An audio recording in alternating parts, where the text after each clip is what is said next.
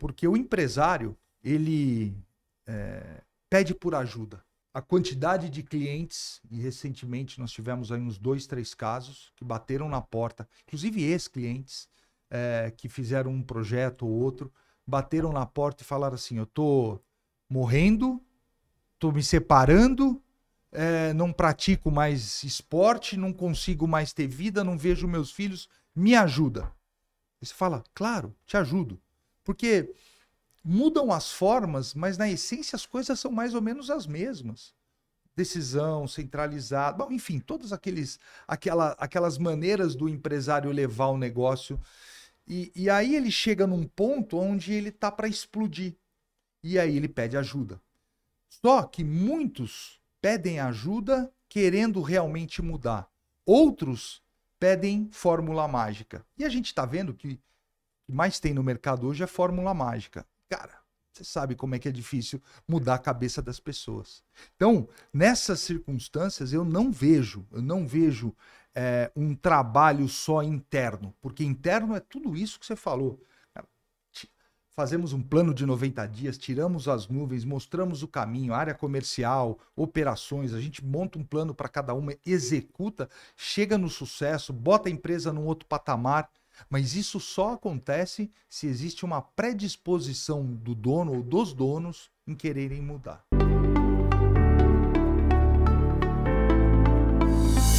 Sejam todos muito bem-vindos a mais esse episódio do nosso Deal Making Podcast, onde a gente traz aqui pessoas que estão realmente fazendo a grande diferença no mundo dos negócios, na parte prática.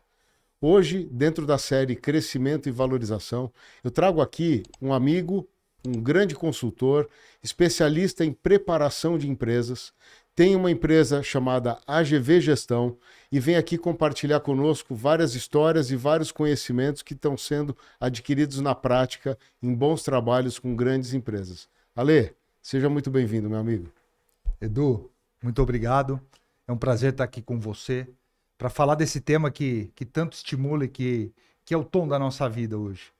Ajudar as empresas a ganhar perenidade e ajudar o empresário e as famílias que ali estão dentro da empresa a surfar nessa onda de crescimento, de transformação e de prosperidade.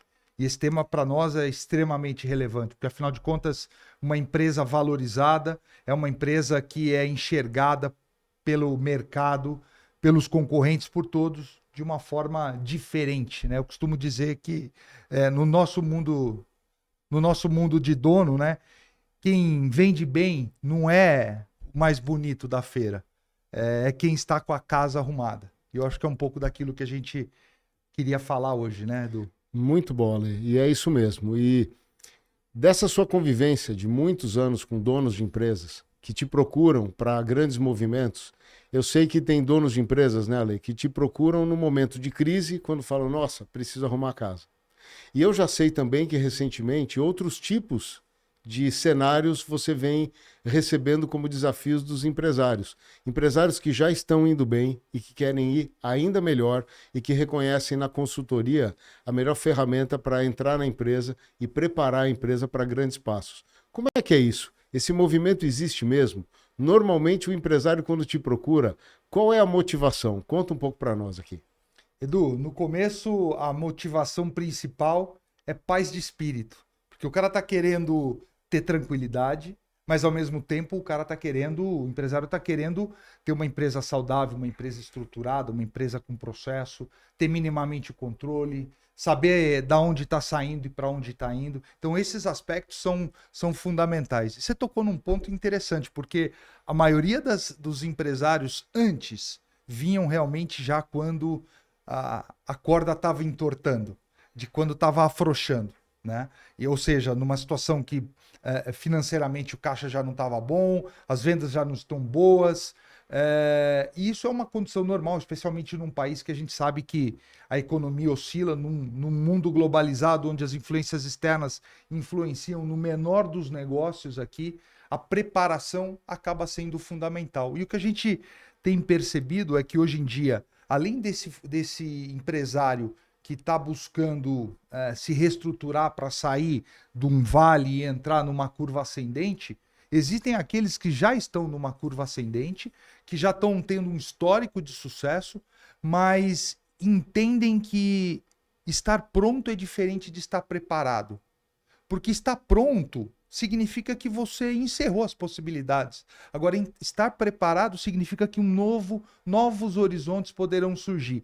E esse é o empresário que mais tem nos procurado ultimamente, por incrível que pareça. Ou seja, o cara que quer ir para um outro nível de maturidade, que está aspirando um outro nível de maturidade para ele, como empresário. Eu acho que você conhece bem dessa jornada, né? E acho que a gente podia falar disso também, da importância da preparação do mindset, né? Da postura mental do empresário nessa jornada de valorização e crescimento. E ele também quer a empresa, seus funcionários, seus executivos preparados. Então, nós estamos vendo esses dois cenários hoje em dia. Puxa, super legal. E você falou uma coisa muito interessante, né? A preparação do empresário e a preparação da empresa. A preparação do empresário para que ele possa, de uma forma bem articulada, olhar para dentro e atualizar e preparar a empresa, e que ele possa olhar para fora. O que dá para fazer no cenário de um mundo globalizado, onde parcerias, onde grandes transações acontecem? O que antes acontecia só em grandes corporações, hoje acontece também para empresários de pequeno e médio porte, que acabam acelerando o crescimento, o desenvolvimento de uma empresa, que a gente vai fazer hoje várias analogias, então vai ser uma conversa super boa, você podendo falar visão do empresário para dentro, preparando dentro para que ele esteja preparado para ir para fora e fazer o que ele tem que fazer. Quando a gente pensa numa preparação interna, por onde a gente começa? A gente sabe que tem sempre aquelas verticais que a gente costuma subdividir a empresa, apesar de saber que aquilo ali é um organismo vivo, né? Mas a gente tem finanças, operações, vendas e pessoas. Hoje dá para a gente colocar também um pouco de tecnologia e muito de marketing, comunicação e tudo mais, principalmente voltando aí com a inteligência artificial permeando tudo isso. Por onde a gente começa, Lê? O que você olha primeiro dentro de uma empresa quando você vai começar um processo de preparação? Edu, fazendo uma analogia com a saúde ou a harmonia do corpo, né? Quando você vai num médico, um médico não vai pedir para você fazer uma ressonância magnética. Você naturalmente olha o todo. E nisso você precisa, ao olhar o todo, você vai ter que detectar aquilo que é mais urgente. Então, esse primeiro impacto que a gente costuma gerar nas empresas é justamente olhar o todo. Claro, você já tem uma sensibilidade, né? Se o problema maior está no caixa, se o problema maior está na concentração de vendas, se o problema maior é organizacional, ou seja, decisão centralizada, executivos frustrados por não terem comando, não terem voz. Isso tudo são fatores que acabam, de alguma forma, atrapalhando a evolução e a maturidade de uma empresa. Mas a visão do todo, um diagnóstico mais generalista, rápido, uma semana, 2 semanas, 3 semanas, você já tem uma visão aprofundada desses que são os principais, os principais dificuldades que uma empresa, seja aquela que está buscando uma reestruturação ou aquela que está querendo entrar em voo cruzeiro, tem. É financeiro, ou é vendas, ou realmente buscar uma estruturação que seja mais completa. E aí, Edu, precisa ter método para fazer isso. Porque não dá para você ficar aprofundando em tudo. Então, aquela máxima dos low-hanging fruits, né? Ou seja, quais as plantinhas, as frutinhas que estão mais próximas aí para a gente colher. Esse é sempre um mote, né? Então, naturalmente, quando você entra dentro de finanças, olhar a caixa, olhar a tesouraria, olhar o nível de informação gerencial, se o negócio está dando resultado, não dá, se tem as margens certas, se não tem, e olhar a parte financeira, a parte comercial, porque definitivamente, muitas das vezes, o financeiro não é o problema. O financeiro é um repositório, os problemas vão ocorrer em outras áreas, mas vão se depositar no financeiro. E todo mundo fica olhando financeiro. Claro, o que a gente pode resolver no financeiro para parar de estrangular e a empresa respirar? Ótimo. Agora vamos olhar as causas raízes. E normalmente a causa raiz está numa operação ineficiente, está num comercial mal executado, com poucas margens, com uma equipe mal treinada, com uma gerência muito centralizadora ou sem uma visão de futuro. Puxa, Edu, a gente podia ficar aqui acho que o dia inteiro falando de possíveis causas que normalmente são atacadas, mas o mais importante é entender a partir do entendimento da onde o empresário quer chegar. Vamos falar das empresas que estão buscando uma valorização. O empresário que está querendo olhar para o teu negócio, para o seu negócio e dizer assim, puxa, eu quero prosperar. E a gente costuma falar um pouco do nível de prosperidade, tem a ver com o nível de liberdade. Puxa, vou prosperar e vou vender. Não, você vai prosperar e vai ter liberdade na tua empresa de fazer o que você quiser. Se a empresa está bem estruturada, se ela tem valor, você vai poder captar, você vai poder trazer um investidor estratégico, você vai poder fazer uma fusão, você vai poder fazer um monte de coisa. Dada a liberdade que você, ao estruturar a sua empresa e ao gerar valor para a sua empresa, conseguiu. Eu acho que essa é a meta. Esse processo de preparação que você bem coloca, eu gosto muito da maneira como você aborda, porque normalmente quando você ouve o empresário e vai até apresentar um plano de trabalho, uma proposta, você costuma começar a identificar quais são aqueles primeiros pontos que você vai atacar. E normalmente você até nas palavras vai muito bem quando você não coloca os pontos mais importantes, porque todos os pontos são importantes. Só que a visão do empresário quando está numa condição de mínimos recursos, ela é uma visão muito míope para ver a melhor saída para ele. Então, normalmente um programa que eu já acompanhei alguns que você implementou, você começa resolvendo questões que você sabe que impactam diretamente em resultados de curto prazo, para o empresário poder clarear a visão dele e falar, poxa, já estou melhor. Então, assim, um começo de uma consultoria, que muitas vezes, numa consultoria tradicional me dá um diagnóstico de problemas. Não, não é problemas. São os pontos que você ataca inicialmente, depois de um diagnóstico que você fala. Agora você voltou a respirar, agora vamos conversar para ver até onde dá para ir. É assim mesmo, né, Ale? É diagnóstico, ataque de pontos relevantes e depois uma jornada. Esse primeiro momento, como é que o empresário se sente depois que ele passa lá 1, 2, 3 meses resolvendo um trabalho especializado como o seu e começa a falar, nossa, eu nem sabia que eu tinha tudo isso aqui dentro da minha empresa. Descreve um pouco do estado que o empresário está quando ele te contrata e depois dessa primeira fase do teu trabalho. Vamos dizer 3 primeiros meses quando ele vê um relatório financeiro, um relatório de vendas, por exemplo. Como é que é isso? O que você tem observado? Edu, é muito interessante esse ponto que você tá pegando, porque realmente, por muito tempo, o empresário não prioriza um processo de preparação e valorização, porque ele tem tanto incêndio para apagar, o urgente sempre vence.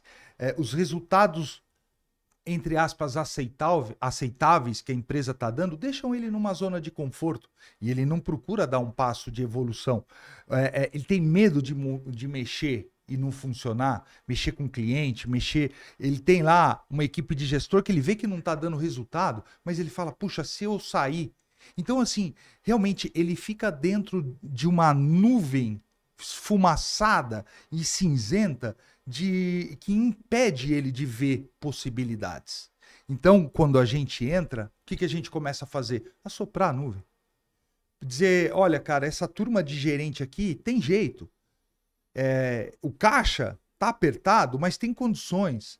A turma aqui que tá vendendo um pouco errado, mas a gente começa a mostrar para ele que tem muita fumaça e que a fumaça está impactando ele de enxergar para frente. Então esse diagnóstico e esse primeiro plano de impacto tem esse objetivo, mostrar que dá para fazer mais com o mesmo. E aí, Edu, assim, são mais de 20 anos de experiência em prestar um serviço para o empresário, nessa que nós estamos na AGV. E é muito fácil você chegar como consultoria, olhar para o outro lado e ver um empresário ávido por transformação e você começar a fazer transformações agressivas. Você satisfaz o empresário, que o cara te contratou.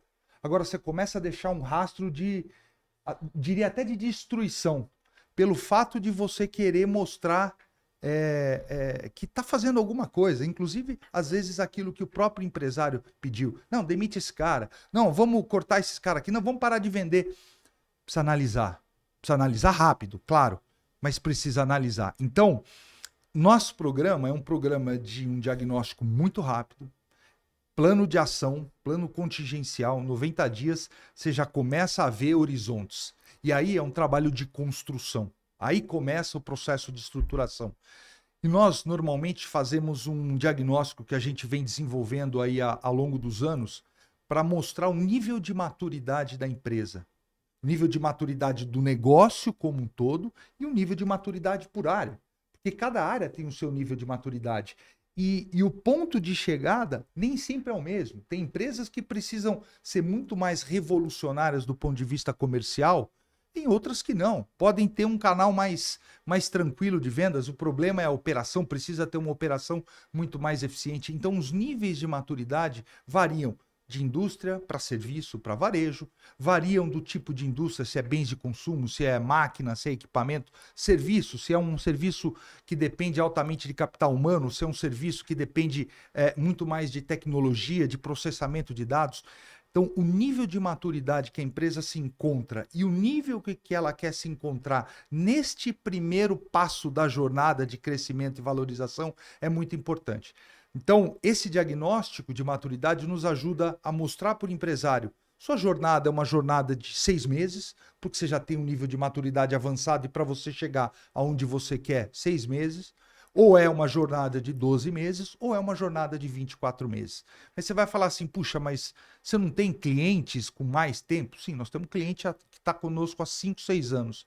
Mas o nosso método ou as nossas premissas fundamentais, primeiro, é mostrar o caminho e trilhar junto. Porque a execução é fundamental. E nós sabemos como cortar, usar atalhos para com que a execução seja eficiente, assertiva e menos dolorosa para quem está na empresa. Segundo ponto importante, nós não queremos criar dependentes. Então, nós queremos criar condição para que o cliente, para que a empresa trilhe o seu caminho sozinha a partir de um tempo. Por isso que a gente não faz esses projetos de 36 meses, 48 meses. Não, a gente quer entregar a empresa num nível de maturidade que o próprio dono entendeu que é aquele que ele quer chegar. Então, são jornadas pré-estabelecidas para levar ele do ponto A para um ponto B. E, normalmente, esse ponto B é o ponto onde ele entende que seja um ponto interessante. Mas aí entra o teu trabalho, né?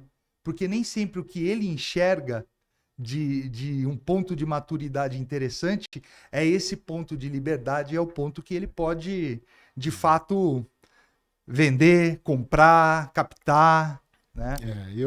Tem a mentalidade do empresário, né, Edu? Você conhece muito bem isso, né? Eu vejo que isso que você está dizendo, quando a gente pensa numa jornada dentro de uma empresa, muitas vezes para o empresário que contrata uma consultoria, ele fala assim, poxa, mas para preparar meus relatórios, para olhar minhas finanças, você em 2, 3 meses você já fez isso. Esse diagnóstico muitas vezes parece algo muito subjetivo, e montar um plano também é algo muito acadêmico. E normalmente muitos consultores, as antigas, têm esse perfil muito acadêmico de professor, mas na verdade eu percebo que quando você fala de uma jornada de preparação, você está lá pelo tempo necessário para as peças da empresa, inclusive para o empresário, terem o tempo necessário para mudar a visão de negócio e como encarar as coisas e mudar rotinas de trabalho e mudar a relação entre as partes, e para isso precisa de tempo.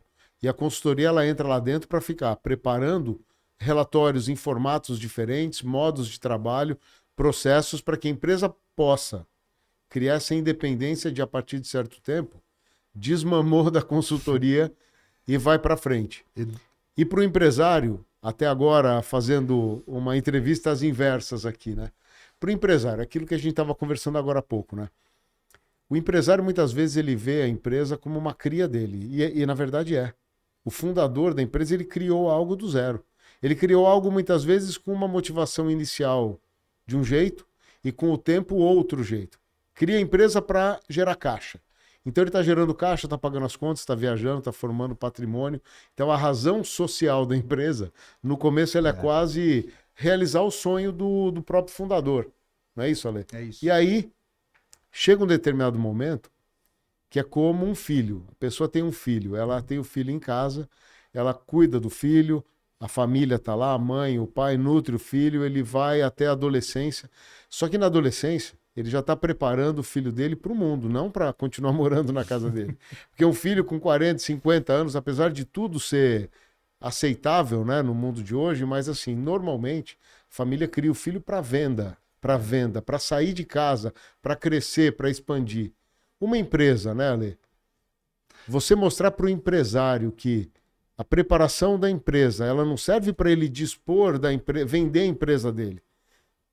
Tô a chave, manda o Pix e acabou. Ele está preparando a empresa dele para crescer muito mais no ambiente onde ela tem que crescer. A gente estava até vendo, né, conversando agora há pouco, falando o seguinte: quem é o dono da Amazon? Jeff Bezos, né? Legal. Quantos por cento da Amazon ele tem hoje? A maioria das pessoas vai dizer 70%. 70%, 80%, né? Ele é dono. Ou pelo menos 50% mais um. No mínimo. Não, ele tem entre 8% e 9% da Amazon.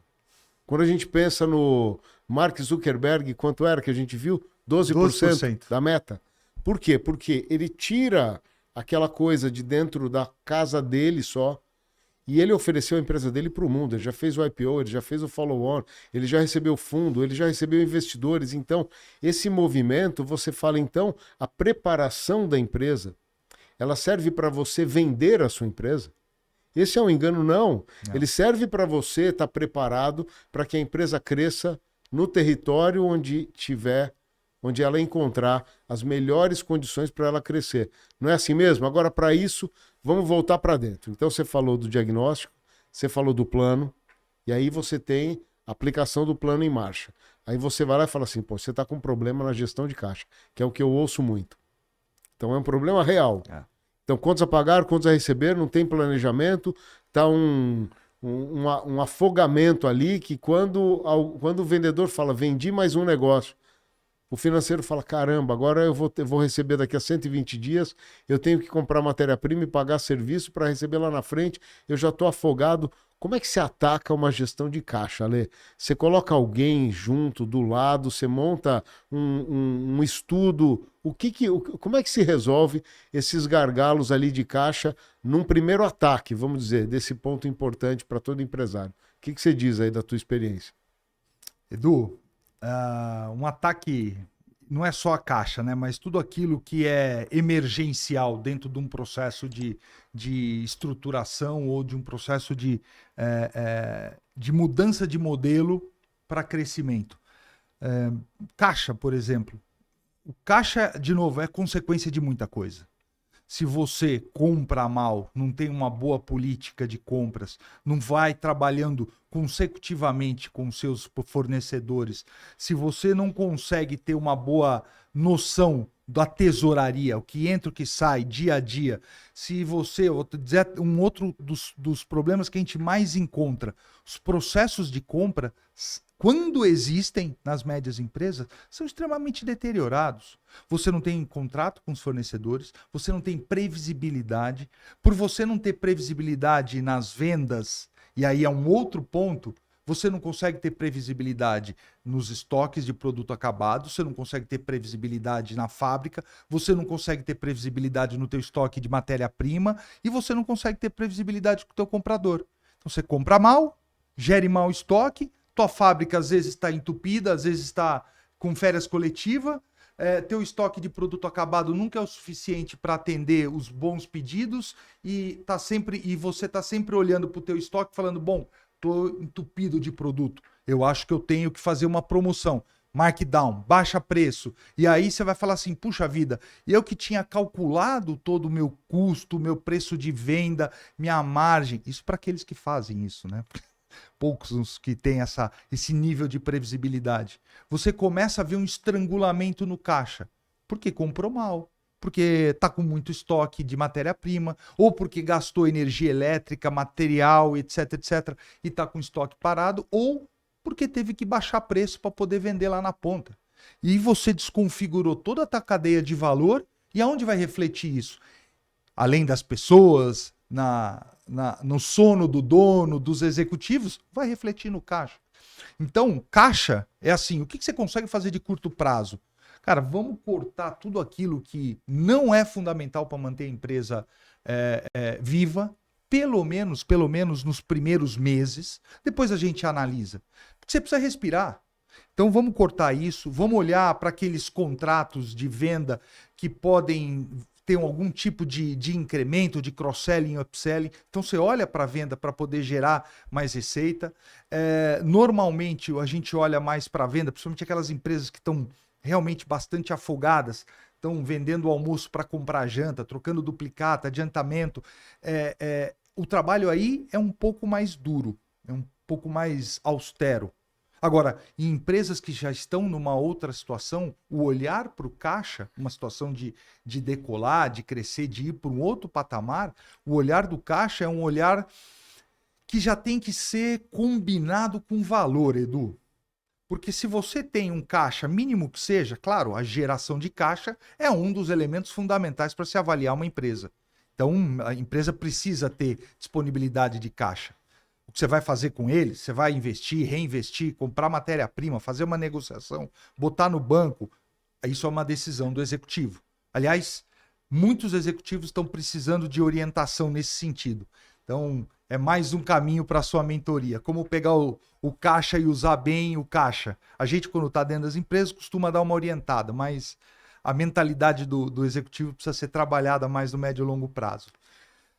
Então, para as empresas que estão nesse processo de melhorar, de melhorar o patamar, você tem que olhar caixa, mas você tem que olhar valor. E claro, tem aquela máxima do cash is king, né? O caixa é o rei, o caixa é o rei. Então tem gente que começa a olhar tanto o caixa e tanto a geração de dinheiro e esquece de gerar valor. E valor se gera de outra forma.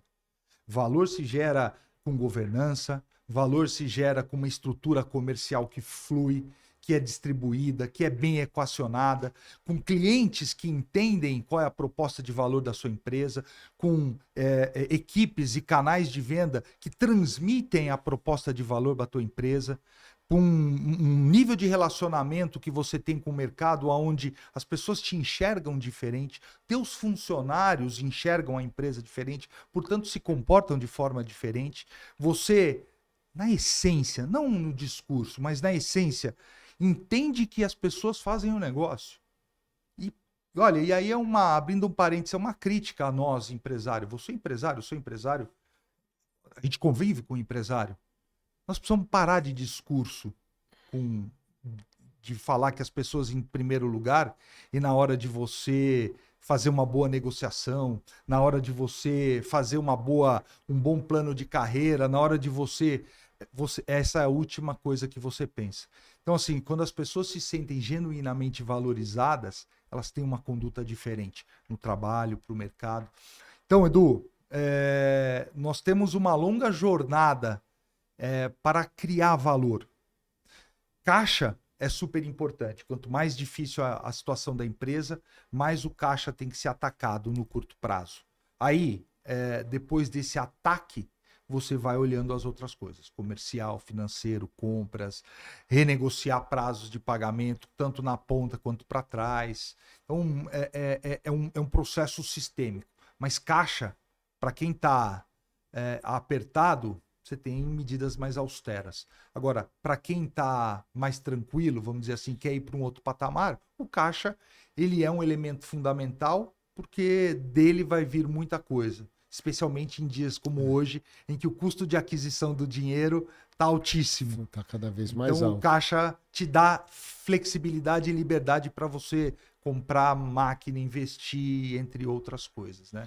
Quando a gente começa conversando, que a consultoria tem por hábito, né, fazer uma radiografia, um diagnóstico 360 graus, dali um plano de ataque, muitas vezes prevendo o longo prazo, mas com bastante tática ali de curto prazo para poder capturar resultados ali que já no primeiro momento já trazem aquele entusiasmo e aquela confiança do dono e da equipe de que é possível fazer essa reversão, né?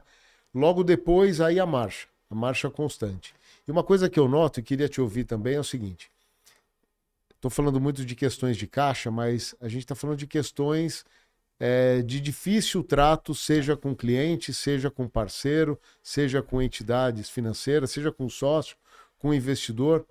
Você ter um plano, quando a gente fala de planejamento, né, de preparação, você ter um mínimo plano, mesmo sabendo que é claro que o plano vai variar do começo ao fim. A gente sabe que é uma senoide, nunca é uma reta, difícil, né? A gente vive situações ali que levam a ajustes de plano. Mas você tem um plano, quando você vai negociar com o fornecedor, quando você vai negociar com o banco, você mostrar uma estrutura, pela tua experiência, isso faz uma grande diferença? Porque quando você liga para negociar um prazo de pagamento com um fornecedor, se ele não está entendendo o contexto, a tua experiência mostra que é difícil você conseguir se mostrar confiável sem ter um plano. É importante ter um plano, Ale? Du, é fundamental. Você pega estatísticas de empresas que fazem, por exemplo, planejamento estratégico. Não vou nem falar das 500 maiores, das 1.000 maiores, das 5.000 maiores no mundo, porque é óbvio, vamos para as médias empresas. Você vai pegar uma relação dessas empresas, e tem pesquisas aí no mercado que foram feitas recentemente, Ciesp, a gente fez, enfim, tem várias fontes. O resultado econômico, financeiro, mercadológico, de satisfação de funcionários, etc., de empresas que têm um planejamento estratégico vis-à-vis aquelas que não têm, é absurdamente diferente. Ou seja, planejar é ser bem-sucedido. Agora, óbvio, tem empresas que não são, que não planejam, não têm o planejamento como cultura ou como parte da estratégia, mas que são bem-sucedidas, são. Mas em algum momento engargala. E aí, Edu, você trocou num ponto muito, mas muito importante, porque quando a gente entra para fazer algum plano, para executar algum processo de transformação, em realidade, a última coisa que o empresário quer ouvir é sobre planejamento, é sobre estratégia. Ele quer resolver o problema dele agora, no instante. Por quê? Porque ele não dorme, porque ele não consegue ter a visão financeira, econômica financeira da empresa, porque ele não tem previsibilidade nas vendas dele, não tem visão de pipeline, não tem nada disso. Isso consome, corrói ele por dentro. Então, se você vai falar de, não, vamos parar e fazer um planejamento estratégico, é o caminho? Claro que é. Mas a gente tem que dar o remédio certo na medida certa, na hora certa. Então, o planejamento é fundamental, mas a gente procura primeiro tirar as nuvens da frente, fazer com que ele sinta que tem um caminho a seguir. A gente começa a trilhar esse caminho e não para. Na verdade, o trilhar ele é contínuo. A gente começa a trilhar, ele começa a respirar, ele começa a ver mudança no caixa, ele começa a ver mudança na área comercial, ele começa a ver mudança no comportamento da equipe, ele começa a ver um outro astral, uma outra atmosfera na empresa. Esse é o momento da gente começar a falar de planejamento, que é fundamental. E aí, Edu, a minha visão de planejamento é assim... Imagine, não sei se você já foi em algum desses lugares onde fazem desmanche. Nos Estados Unidos é muito comum esses grandes lugares de desmanche, somente veículo. Existem imãs enormes ali que são capazes de captar isso. O que eu vejo? Que o planejamento ele é um grande imã. E nós aqui embaixo, colaboradores, consultores, a cadeia de valor de uma empresa, o dono, os colaboradores, todo mundo são indivíduos de metal que podem ou não ser atraídos por esse plano. Quanto mais forte é o imã, ou seja, quanto mais forte é o plano, maior a capacidade de todo mundo ser atraído por ele. Claro, vai depender de duas coisas: do dono acreditar e transformar aquilo num mote, e vai depender também, obviamente, da cultura de execução. E a gente sempre costuma dizer que assim, execução é o nome do jogo. E a gente sabe que em médias empresas, se você não acompanhar a execução, não vai ter resultado. Porque as médias empresas não têm recursos sobrando nas áreas, às vezes não tem o conhecimento para promover as transformações, e mesmo quando tem, às vezes, esse recurso ou esse conhecimento não está disponível, porque ou o executivo e os colaboradores trabalham no dia a dia da operação para para cuidar do resultado, ou ele vai dedicar parte do seu tempo na transformação. E aí, o que é prioridade? A transformação ou o resultado? Claro, o resultado, o dia a dia. O dia a dia consome a organização. Então, aí entra o papel da consultoria para mostrar o caminho, resolve, tira a fumaça, mostra o caminho e vai de mão dada, caminhando, passo a passo, passo a passo. Porque um bom plano, a gente já sabe, o chat GPT faz quase tão bem quanto muita consultoria. Agora, fazer acontecer é diferente. E a gente se diferencia nisso. E é nisso que a gente aposta, na execução. De, ensinar a pescar, não só dar o peixe. Não, isso é super legal e ainda com aquele viés da independência no futuro, né? Depois desse amadurecimento acelerado que a empresa precisa passar por ele e os executivos também. E o dono abrindo a cabeça para novas possibilidades, vendo que a empresa dele ele não está sozinho, ele está conectado com um mundo de possibilidades que está fora da empresa. Aquele cara que, por exemplo, muitas vezes o sobrenome dele é o nome da empresa e que está lá falando, nossa, eu não consigo pagar minhas contas agora, eu estou perdido e eu também não tenho preparo para ir lá dar a má notícia e aí ninguém dá a má notícia e o pagamento atrasa e às vezes vem a negociação. Nisso um plano e um executivo bem preparado pode manter, preservar a própria moral e a reputação do empresário, porque todas as empresas ou muitas empresas passam por fases desafiadoras e isso é cada vez mais comum com viradas de mercado, como por exemplo, estamos aí no meio do tarifaço, tem empresas que estão sufocadas. Super. As empresas, os bares, os restaurantes que vendem bebidas alcoólicas hoje aqui em São Paulo, por conta da contaminação, estão todas paradas aqui, então é natural que se vivam essas oscilações. A questão é a seguinte, o empresário está lá vivendo um momento muito difícil, ninguém na empresa dele tem preparo para conduzir de forma apropriada a própria área numa crise. Procura uma consultoria. A consultoria pode, muitas vezes, designar alguém que tenha esse preparo para temporariamente não só andar de lado a lado, mas de assumir o manche ali, se precisar, durante certo tempo, mas devolvendo para o empresário para que depois ele caminhe livremente depois desse sufoco. Dá para a consultoria fazer isso, Ale? Como é que isso funciona? Edu, dá. Isso é muito comum naqueles projetos de turnaround, de reestruturação, né?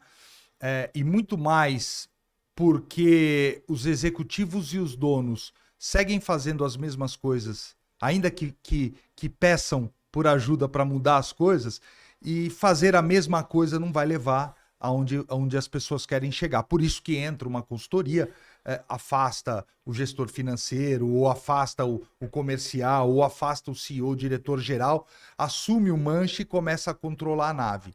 É uma forma? É uma forma, tá? E a gente, claro, já fez isso também. Mas desta forma você não ensina o empresário. E a hora que você sai, você vai ver com que os caras estão continuando, seguem fazendo a mesma coisa. Então, nós entendemos, Edu, que existe uma necessidade de acompanhar. Existe uma necessidade de ir junto. As empresas que conseguem entender isso, elas têm longevidade. E aí por duas razões. Pode ser que sim, numa situação de crise, numa situação difícil, seja necessário esse aporte de pensamento, de HD, de processador, né, de softwares diferentes para agregar valor na empresa e dar uma oxigenada no momento que está todo mundo sufocado. E aí entra uma consultoria para isso. Isso sempre fez muita diferença. E pode ser que esse modelo também sirva em outros momentos. A gente, por exemplo, eu mencionei que nós temos clientes há 5, 6, 7 anos. Como é que é isso? Se você está meio contraditório no que você falou que a ideia é dar o peixe, ensinar a pescar e depois dar liberdade. Mas como é que você está há 6 anos com o cara? Existem casos onde a empresa, por uma circunstância ou outra, não quer ou não precisa ter uma camada de diretor. Ou porque o dono não sabe lidar com o diretor, ou porque não cabe no caixa você ter uma camada de diretor, mas ainda assim existe a necessidade, uma visão estratégica de o equivalente a um diretor para ajudar ao sócio a direcionar a decisão, comando, investimento, que fazer nessa situação ou naquela. E nós entramos num modelo de gestão compartilhada, né? Ou seja, onde a gente faz esse papel do diretor. Aí não é o executor, mas é uma gestão realmente a quatro mãos, né? Dentro de um modelo que, puxa vida, tem dado muito certo. E às vezes isso também se aplica à camada de gestão. E aí, Edu, acho que tem uma coisa super importante que vale a pena a gente trazer à tona. Porque o empresário, ele pede por ajuda. A gente estava comentando ainda essa semana a quantidade de clientes, e recentemente nós tivemos aí uns 2, 3 casos que bateram na porta, inclusive ex-clientes que fizeram um projeto ou outro, bateram na porta e falaram assim: eu tô morrendo, tô me separando, não pratico mais esporte, não consigo mais ter vida, não vejo meus filhos, me ajuda. E você fala: claro, te ajudo. Porque mudam as formas, mas na essência as coisas são mais ou menos as mesmas.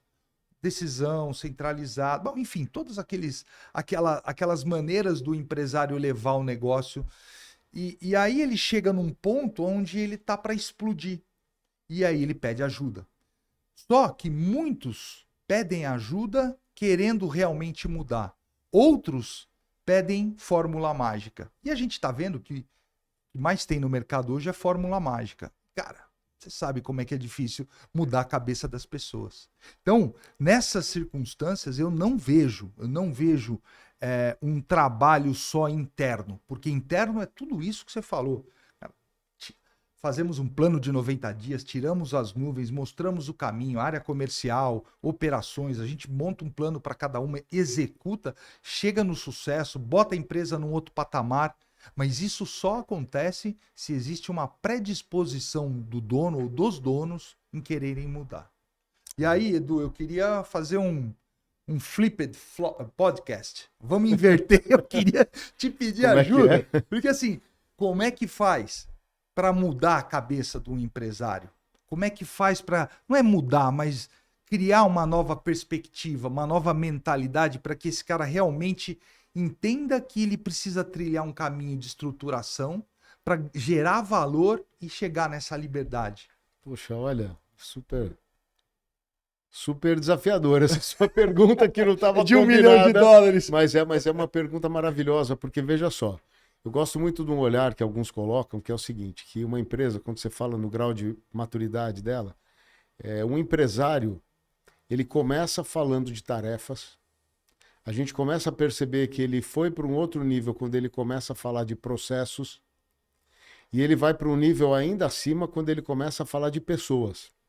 Quando ele já está no dia a dia dele lidando com pessoas, falando de pessoas, ele já está num ponto que ele já conseguiu, de certa forma, colocar os processos que lidam com as tarefas e onde ele já se reúne, como a gente fala, uma reunião ideal, e a gente conversa mesmo em empresas grandonas, reunião ideal é quando o grupo que está na mesa, que comanda a empresa inteira, pode ser alimentado com 2 pizzas. Então, se 2 pizzas servem o grupo que está ali, está ótimo. Se tem gente demais, porque 2 pizzas não são suficientes, é um problema do dimensionamento da solução ali. Aí o cara fala, tudo bem. Aí eu tô lá, agora montei meu grupo, eu cheguei lá, qual é meu andar de cima? Puxa, talvez por não conseguir conceber qual é o andar de cima da vida dele, não ele como empresário, ele ganhou o jogo. Ele conseguiu colocar os processos, ele conseguiu dar um bom EBITDA, ele conseguiu compor um grupo de pessoas treinadas, ele passa a se dedicar no 3º estágio ainda, como empresário, olhando para dentro, informar gente que é melhor que ele. Porque a empresa não pode ter o tamanho determinado pelo conhecimento do dono. O dono, ele tem a possibilidade de contratar um financeiro muito melhor que ele, um vendedor muito melhor que ele, um diretor de operações muito melhor que ele, usar um cara de tecnologia que põe ainda inteligência artificial e tecnologia, a empresa é muito mais do que ele. Fala, mas e ele vai fazer o quê? Ele vai fazer melhor o papel dele. quer estar junto com o cliente, quer estar junto com outros empresários, quer estar olhando para o mercado, quer estar fazendo uma viagem para se inspirar, para ver o que mais ele consegue montar. Ele tira a empresa das costas dele, mas não no sentido de largar e nem de vender a empresa dele. Ele passa a exercer o papel de dono mesmo. E esse dono, com a cabeça aberta, aí dá para fazer bastante coisa. Porque quando a gente fala de transações, quando a gente fala de liberdade, muitas vezes a gente pensa, empresário, o que o empresário gostaria de ouvir da gente, Ale? Cara, eu tô precisando dormir, eu tô precisando viajar com a minha mulher, eu tô precisando ir acompanhar meu filho numa prova esportiva, eu tô precisando bater um papo com a minha filha, saindo para jantar com ela à noite, eu tô precisando me cuidar, eu tô precisando tirar férias. Resolve isso para mim, vende a minha empresa. Não, não é por aí. Você criar uma empresa madura o suficiente para você ter tempo para fazer isso tudo. E existe gente que consegue fazer isso, porque aí ele já não tem mais uma empresa só. Ele pode ter aquela empresa autônoma, participando como conselheiro, ou mesmo como CEO da própria empresa, mas com equipes bem montadas para poder olhar e falar, bom, eu quero crescer, eu vou para outro mercado. Como é que eu vou para outro mercado? Algumas chances. Você pode se desafiar dentro da própria estrutura, tentando vender organicamente. Você pode comprar uma empresa menor que a sua. E olha só o que a gente fala, né? Você vale 10 EBITDAs, você compra uma empresa por 5 EBITDAs, que tá bom para o cara e tá ótimo para você, você já ganhou um novo território, você já ganhou um outro mercado. Você se funde com outra empresa, você nem trocou dinheiro. Você trocou habilidades. Você se compõe, você pode fazer realmente aquela fórmula do 1 mais 1 é igual a 3. Ah, mas isso não é para mim. Sim, isso é para você. A gente vê fusões de startups. A gente vê fusões de titãs. Muitas vezes não dão certo os titãs, dão certo as startups, tem de todos os graus. Agora o empresário fala, pô, mas eu vou perder minha identidade, a minha empresa não vai mais ser a minha cara. Não, aí é que ela vai ser. Só que para isso ele tem que ter uma empresa preparada. Uma empresa que não seja só uma geradora de caixa. Tem empresa que a hora que você fala assim, sua empresa é vendável? Ele fala, é vendável. Onde estão os teus demonstrativos financeiros? Não tem. Quanto você fatura? Olha, eu não sei direito. Qual é a tua margem? Eu preciso apurar. Não, eu tenho um sócio que ficou aqui dentro e eu não tirei do contrato social. Ele vai ter que assinar um documento. Você fala, você nem começa a olhar a empresa dele. Não. Agora, e a cabeça do empresário? O que dá para ele aprender? Cara, dá para aprender um monte de coisa. Dá para aprender, como a gente falou, competências que transformam o empresário no que a gente chama de deal maker. É a razão desse programa aqui. Porque empresários que eu conheço, eles têm muito mais do que uma empresa.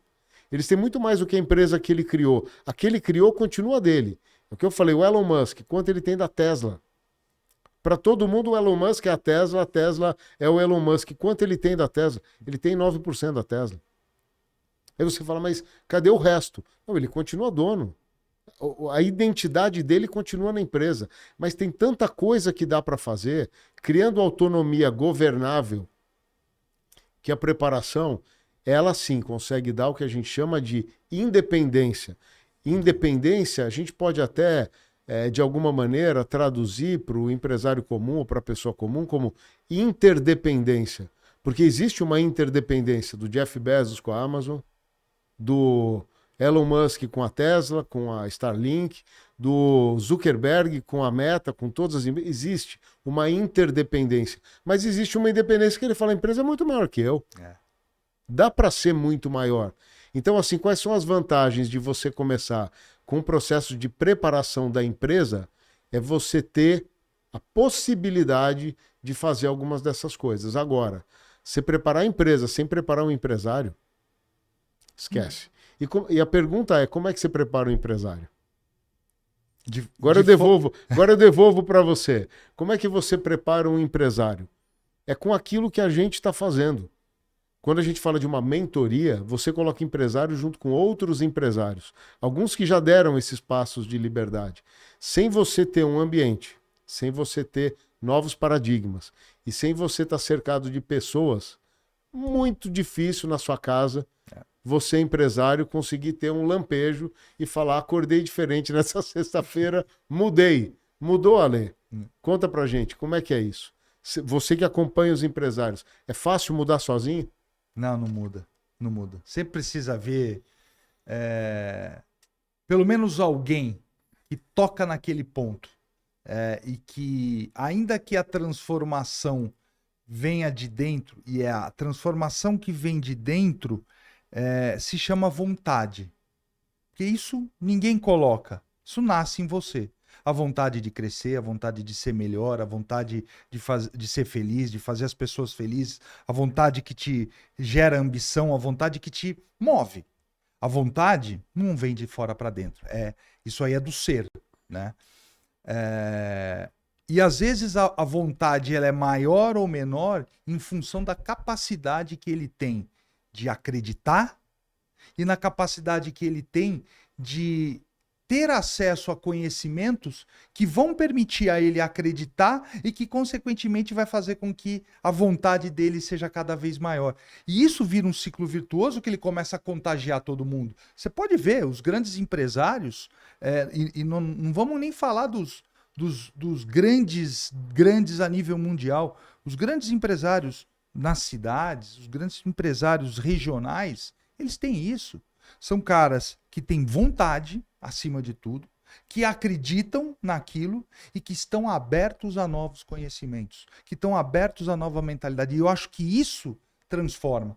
Porque o empresário, veja, a empresa, o que você falou, a empresa não pode ser do tamanho da consciência e do conhecimento do empresário. E aí você vai falar assim, poxa, mas e esses caras que são gurus, que dão o norte, etc. Vejam, esses caras em algum momento sobrepassaram o tamanho da empresa.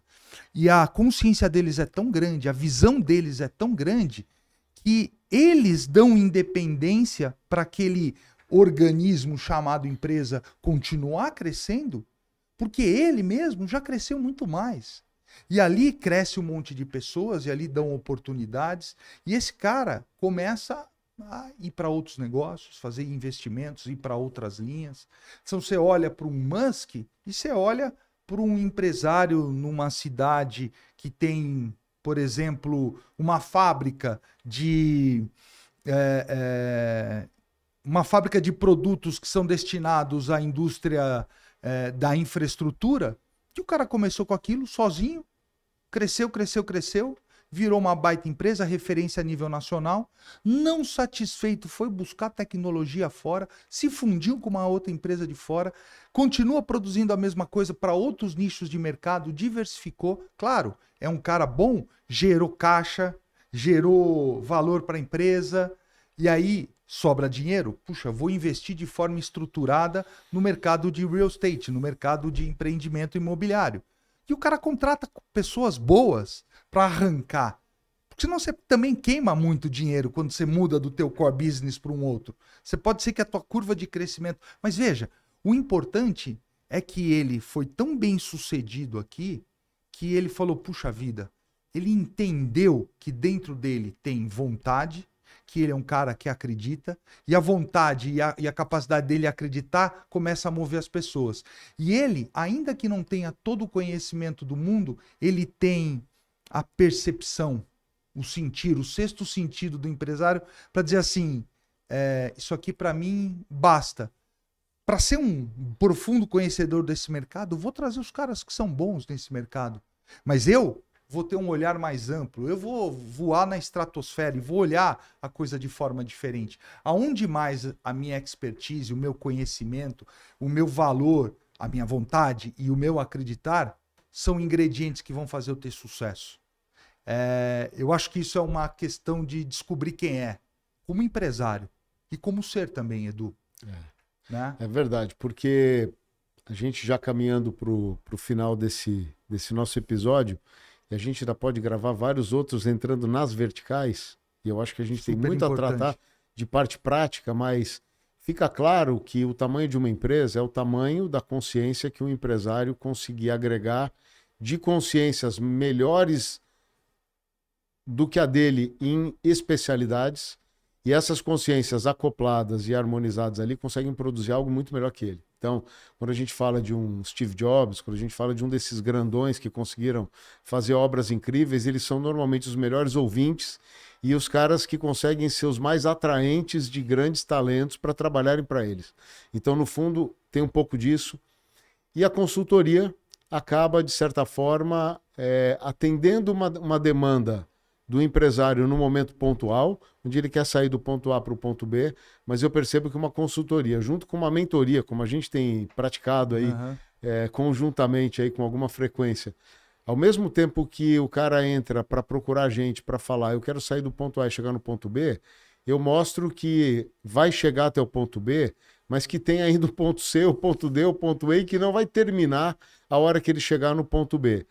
A pergunta que eu queria deixar para você aqui, apesar de já ter sido respondida, mas deixar mais como uma mensagem para todo mundo que está nos ouvindo, que tem muitos empresários dessa faixa que a gente atende com muito gosto, com muita competência. Vale realmente a pena preparar a empresa? É possível você virar o quadro de uma empresa num cenário tão turbulento quanto a gente está vivendo hoje? Pelos casos que você já cuidou e cuida com grande maestria, vale a pena, Ale? Conta aí. Edu, eu não tenho dúvida que vale a pena. São momentos turbulentos, são processos que às vezes exigem, mas a exigência é um pouco diferente daquela que o empresário está acostumado normalmente a viver. Então, quando você entra como uma consultoria para promover transformação, independentemente do estágio que a empresa está, o esforço que o empresário vai ter não é mais para vou ter caixa ou não vou demito ou não demito, vendo ou não vendo. Esses problemas vão estar equacionados porque os processos vão estar bem azeitados, cuidados por pessoas que vão estar orientadas para o cliente e a um grande plano. Ele entendeu isso. E a hora que ele entende isso, puxa vida, é outra coisa que motiva.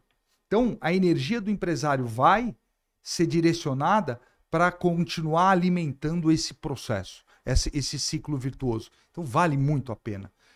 Você convive com empresários que passaram do ponto A para o ponto B, do ponto B para o ponto C. Nós vivenciamos processos onde o empresário nem no alfabeto não estava.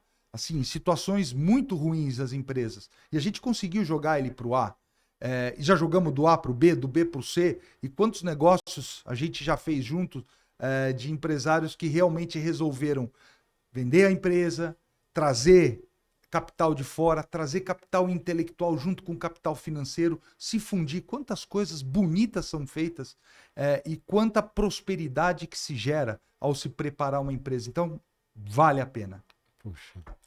Olha, Ale, eu queria te agradecer demais aí por compartilhar essas vivências todas aí. Isso tudo é testemunho que você passa, por já ter vivido, por estar amparando e vitaminando pessoas e empresas. Esse teu trabalho eu acho magnífico. E eu queria deixar aqui para todos que estão nos assistindo essa palavra de esperança e de confiança, que é assim, para o empresário que dedicou a vida a criar um negócio, dá para o negócio ser muito mais. Qual é o objetivo do empresário? O objetivo do empresário, ele não está em bater uma meta simplesmente de faturamento ou de valor na conta para falar, agora eu desisto. Na verdade, uma empresa é um organismo vivo, tem pessoas lá dentro. Eu sei que tem muita gente que quando eu falo de assessoria na venda de uma empresa, a pessoa, quem está lá dentro fala, nossa, eu vou me violentar de ficar aqui dentro, porque alguém vai comprar e vai mudar tudo. Não, pensa sempre no seu filho, que você tem aquele frio na barriga de vê-lo entrando na faculdade ou entrando no primeiro emprego, mas foi para isso, empresário, que você criou a sua empresa. Preparar é preparar para a vida, não é preparar para o rompimento, para a ruptura de uma relação.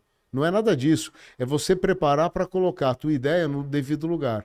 Talvez com outros elementos, com novos elementos, mas indo para frente, para o alto, com mais dinheiro, com mais gente, com mais perspectivas, com novos produtos, podendo pegar aquela ideia inicial, que às vezes nasceu no quarto da sua casa, agora, imagina só, ela pode estar no mundo quando ela estiver bem preparada com processos, mas principalmente bem preparada com pessoas que vão estar juntas ali por um objetivo comum, que é justamente ir até onde? Ir até onde a tua ideia conseguir voar.